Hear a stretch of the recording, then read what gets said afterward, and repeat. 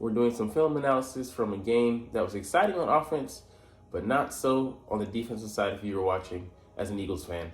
Thoroughly frustrating, and I believe that, for me, it starts with the coordinator. But of course, the players are the ones out there on the field, so they have to execute.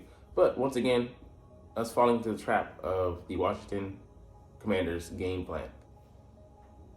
What's up? It's your boy Centron coming back at you with another analysis video, and I kid you not, that's my real name.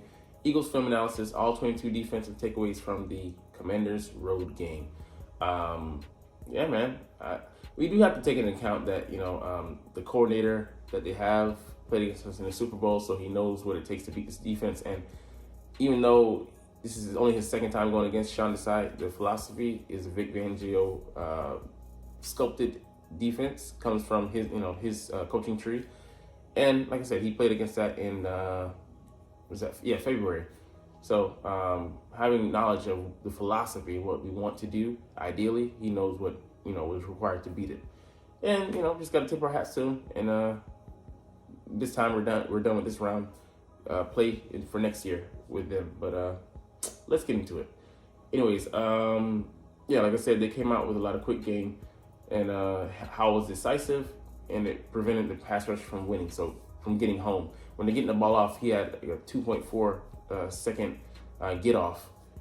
You're not going to be able to win. You just got to keep plugging away and keep hoping that defense is able to hold them enough, make them pat the ball so that you can beat the interior or the exterior to be able to get there. But we weren't able to do that until late in the game on a regular basis. Them needing to throw and needing to take more, deeper step drops, which opened up us for, to play them with different looks to our advantage finally. And with the way we were playing, the way the game was called. Anyways, a lot of stick routes, going to where the first down markers are, slants and screens in order to slow down the Eagles pass rush. So a lot of outlets available for Howell, and we're just allowing them free access. I mean, that's the thing. If you want to stop it, you got to either press or play a zone and disguise it well enough that it confuses the quarterback. And we didn't either. It also short. Has us slowly creeping up, and then gives them deep shots later on because we were comfortable or being misled to that comfortability, obviously. But yeah, I credit Washington staff and Eric Bieniemy for not changing the strategy. What did they change, from the previous game to this one? And we thought that they would change. Played them like we were the Giants defense playing in the previous matchup. And why would you just wholesale copy that strategy or try to think that they're going to make it more complex than it has to be? It was simple for them. We also saw Sidney Brown in the slot on the early downs. And it was up and down. When it was a run, he played excellently. When it was a pass, especially man coverage, his spacing, allotment, and alignment, called into question his readiness. But he's like you said, he came out and said after the game that he's gonna take his lumps, and it was lesson learned from him for him, and he'll adjust to move forward. It's all you can do. But it's baptism by fire because not gonna get those reps. Similar to Kobe Dean, I'm hard on him because I do believe that for the majority, Cunningham and Dean were playing better than him, but he's also got to get out there and be allowed to make mistakes, and that's tough because it can only happen in the process in live action, and that's what we're dealt with. But on this play here. Sidney Dean. Wow. Sidney allows the guy inside leverage, and it was a slant. You're attacking from the outside. You got to be there in the spot to interrupt that pass. But like I said, it's just a comfortability thing. And him getting more reps there in the slot. It was always going to be an experiment. I championed for it because I was like, maybe he gives us a better physical presence like he does later in the film study, but sometimes, things are going to go wrong. And, he's a young player. He's a rookie, so he's got to learn on the job.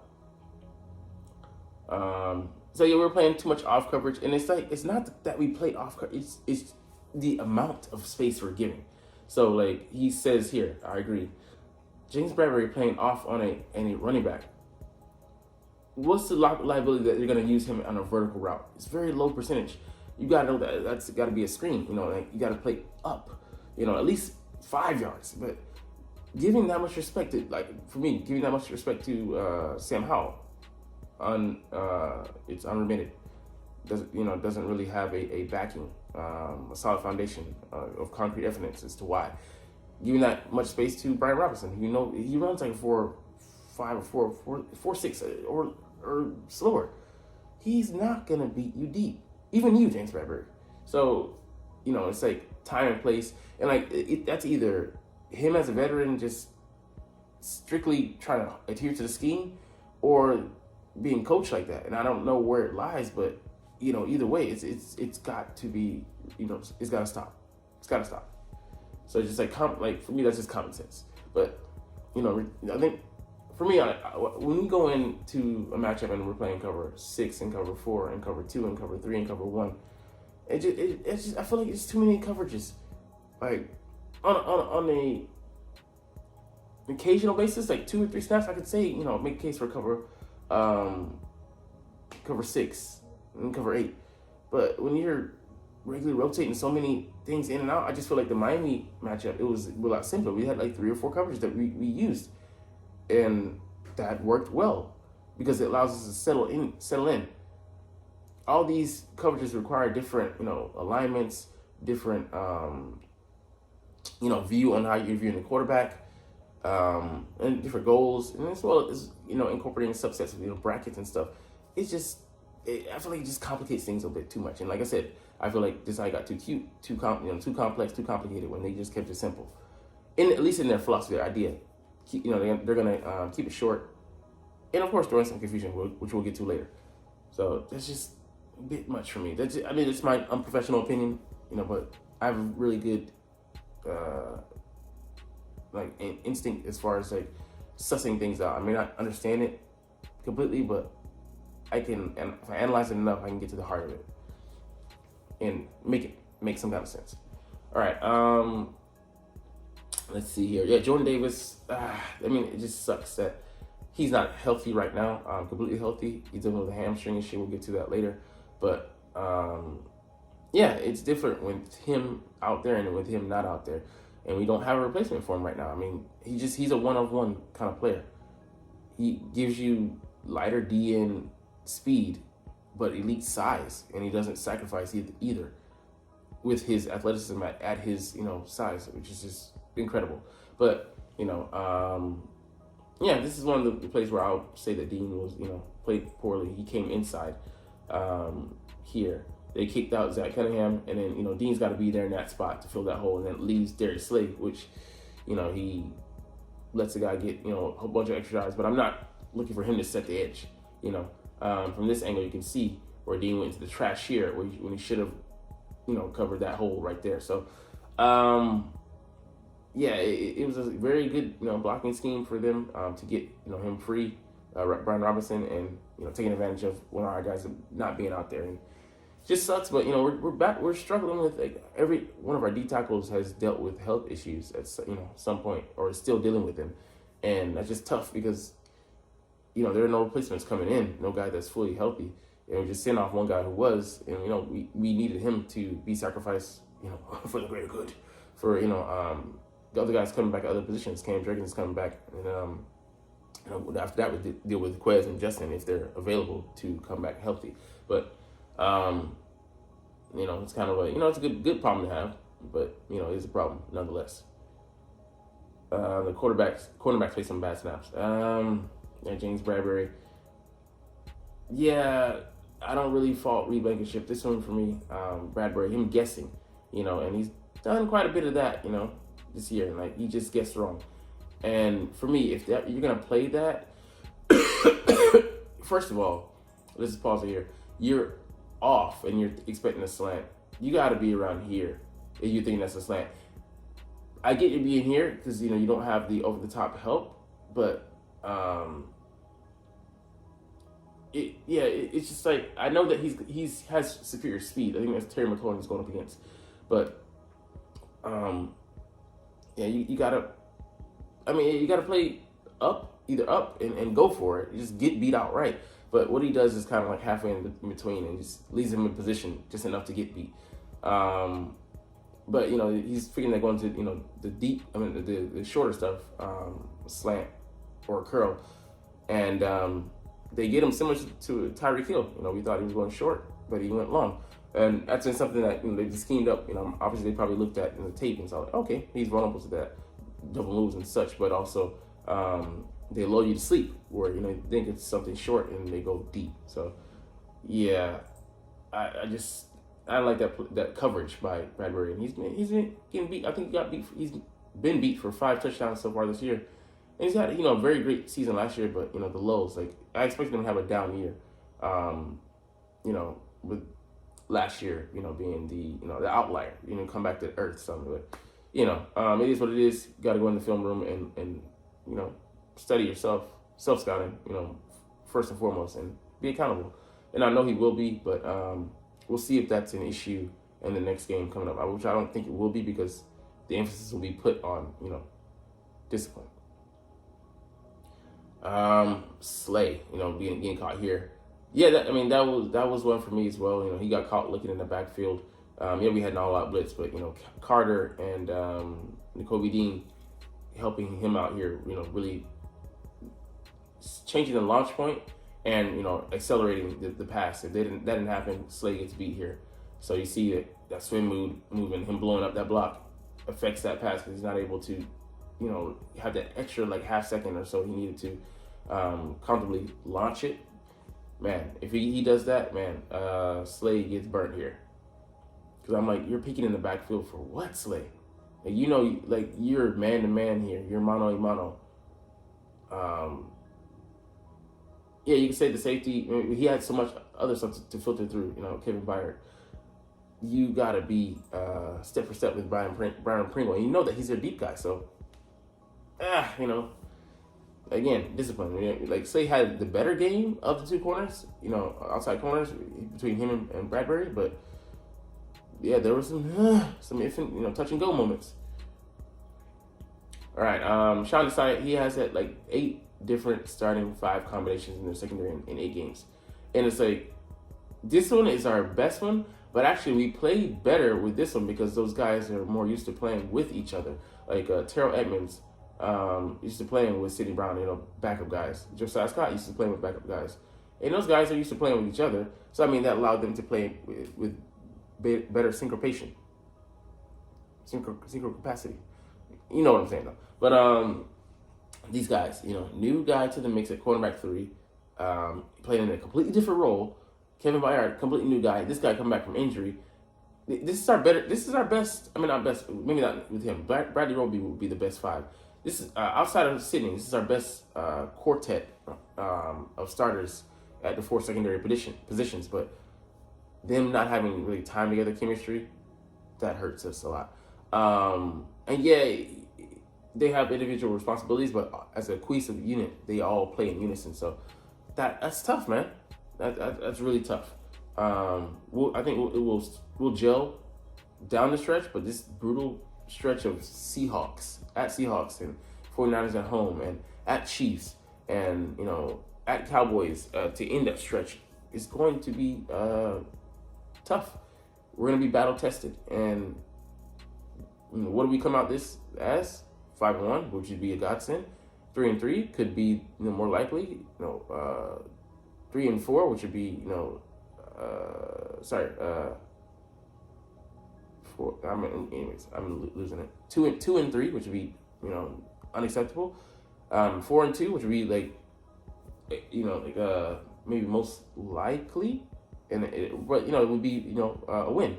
So it's going to be very tough down that stretch, and we'll really see what this secondary, what this team on offense and defense are made of. All right, this one is communication. You got to put this on Sidney Brown, I believe. You look at him here; he's the nickel corner. He doesn't carry the guy.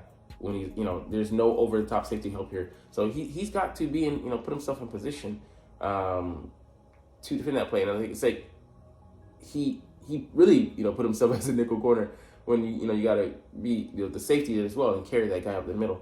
And it's just growing pains, I believe. And like Kevin Byard had his own section of the field to farm. But City has to know they has to carry that guy. Just mental mistake there, and like I said, it'll be crucial to his growth moving forward. But we'll see. Because I think he'll most likely split snaps with not Bradley Roby. I think Bradley Roby won't be able to play this week with Eli Ricks in the slot for this next upcoming game with Dallas. So we'll see. But yeah, man, that's a price you pay for youth. The naivete of youth, as they say in Yu Yu Hakusho. And Nolan Smith, like every time he's out there, I see he's gonna leave a hole in the zone when he's dropping into coverage, and it just happens. I mean, it is what it is, He leaves that wide open there, for them to throw it in there. Makes a tackle afterwards, but that's after the damage has been done. So, again, growing pains with him as well. He's our other first round pick that's oft forgot about because he's not out there on the field, but he has to earn that trust, by showing that he understands what's going on out there. Otherwise, he's going to be a liability. Yes, his pass rush, is great, but that's an obvious, or I would say more when it's more parlayed and, or I would say projected that they're going to pass on an obvious, downs or distances. But yeah, we can't just throw him out there like fans want to do, because then it will make him look bad, he'll regress, and also maybe lose confidence. So you don't want that. All right, Sidney Brown and run support. Yeah, you love that. He's coming from the far side of the formation here, just running and covering ground, and he doesn't make the tackle, but he definitely affects Brian Robinson being able to move forward. Gets those feet tied up, and I mean, yeah, it's great. He had another play where he hit the receiver over the middle, Terry McLaurin. Short passing game, like he did correct a bit of his earlier mistake. He wasn't in perfect position to interrupt the play, but the hit he laid there, man, because he's just a fast twitch guy, read and react, bam. You definitely saw Terry McLaurin. He didn't get up all spry. He was just like, damn, I felt that. He was reflecting on his life there. Yeah, bunches gave us problems. We did handle it better. Like I saw like 2 or 3 plays at the end of the game, but this is going back to the Super Bowl. These are, things that are giving us, problems. And here, we got to, press these guys and then there's a receiver just running he's still running. If Sam Howell doesn't predetermine that he's going to this guy here, like, he doesn't even look at him. Looking to see, he's like 1, 2, 3, and then he hitches. I mean, like, he should have, scanned a second there, but, he was set. They said on going there. If he reads the field there, and instead of going where he went, that might have been a touchdown. I mean, most likely that's going to be a touchdown, and we got fortunate. But yeah, man, like ways to deal with with bunches. You got to declare your matchups, get up and press, disrupt the timing, and then the alignment. They were stacked. Look at how they're stacked here. You got a guy flying in late. I mean, that's the confusion there. But they're running into each other. You're like, bam, right there. You see, like, you gotta get out of your own way. Let the guy clear and then drop. Don't rush to cover the guy. Just like I said, I don't know if that's the way the coach should do it, or I mean, I gotta put that on the players. That's execution. That's not has nothing to do with the coaches out there coaching that. You gotta know that you can't get in the way of your own guy. So a lot of ugly things we need to clean up here. All right, and here's passing routes off. Here you see the guy, he gets jammed there, but on the other side, they have to to communicate. And chiefly here with I think it's Dean. Like, you got to know the guy coming into your area. Like, sure, that guy, he's coming out late, but you can he's the last option to dump off. You can get that later. But yeah, it's priorities, and our priorities aren't in order. So, so this is a play where Dean made a great play. Him shooting the gap. Yeah, this is like highlights his skill that we're looking forward to seeing, reading and diagnose. When he knows what I should say, when he knows what the play is, or he has confidence in knowing what it is, he flies downhill in a hurry. So look at him here. Like, he chooses the perfect gap, like right where the running back could maybe try to squeeze through, but I would say more where Dean could, he slid through the slightest of gaps and popped up like, here I am, Halloween. So Brandon Robinson had to be like, oh shit, when he saw that. But great great play there by Dean. And this one here, Reed just lets the guy stem him. He's playing outside and gives up the inside. You gotta, it's single coverage. He didn't play well on that snap. He admitted it post game that he didn't have the best game. He did make one crucial play later, but we just didn't play well, man. As a whole, as a secondary, and the linebackers as well.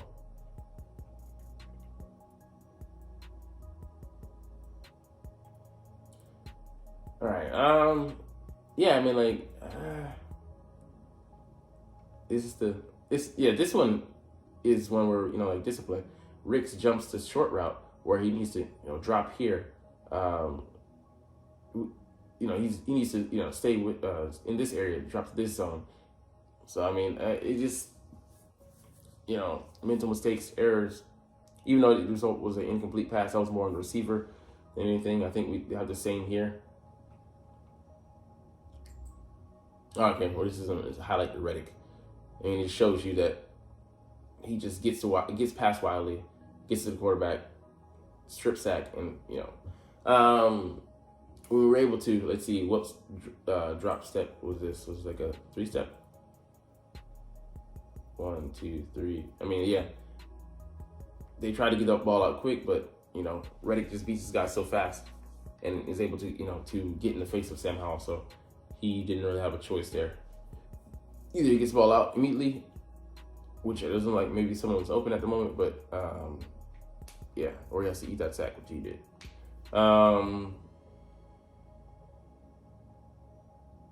This one, where's the robber coverage where he has to carry it in this guy in his zone, get deeper, get more depth, get underneath the guy, the route, and he doesn't, and allows a touchdown late, garbage time touchdown, because they had to get an onside kick, and that low probability of that succeeding. But rough for game on defense to review.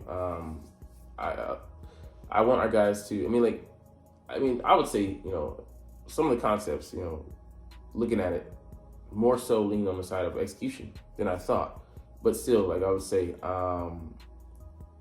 putting us in a I feel like this is key, putting us in a defenses that allow us an aggressive mindset.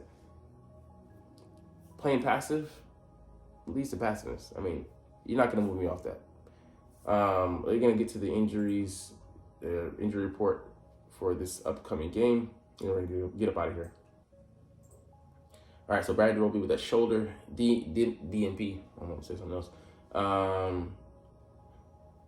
I don't think he's going to play this week, man. We'll see whether he improves on Thursday or Friday, but as projected, I don't think so. Same with Grant Calcaterra dealing with concussion issue. Most players haven't been able to make it back, and he's had a history of dealing with those, so might want to, give him the week off. But I really want to see Albert O. I don't know what is going on with him, just not being able to get the speed, or I would say probably him not playing up to the standard in practice. This has been the culprit. Jordan Davis with a hamstring, going to be lingering, but the bye week will be good for him to rest that up, but, might still be an issue because those don't really usually go away. Not typically an issue for a big dude, but tells you how athletic he is. Cam Drakes with the foot, we'll see how he goes. He was seen walking around in jeans last week, so I think he should be fine. I think he'll be activated. Sua dealing with a hip, could be a candidate to go on IR. I think he'll go on IR, and then it'll open up a spot for one of our other guys coming off of IR, as well as some other moves we got to make. Jack Stahl with the ankle, I think he'll be able to play through it. He's been playing with other things, ankle, now shoulder, so I think he'll be able to play through it, but that is something to watch. Back, full practice for Jalen Carter. That's a very positive side. Hopefully he doesn't have any setbacks this week going into the game. All right, for the Cowboys, Tyron Smith, neck, they thought he would be able to go last week, wasn't able to, and DMP isn't positive start for the week. We'll see how he is Thursday and Friday. Started here with Darren Curse, toe lingering, did not practice, not good. Michael Gallup, illness. I'll say he's probably going to play because illnesses people have been able to deal with. Their backup here might be the backup for Tyron. Limited with the ankle. I think he'll play, but man, the depth there in Cowboys lane ain't too great. Anyways, a long ass video here. We're going to get up out of here. But you're not even watching, though, but it's all good because I love talking about the Eagles. I almost said the Cowboys. And I love making these videos. So we're going to get up out of here. Chunk the deuces. But as always, it's fly, Eagles, fly, and let's motherfucking go.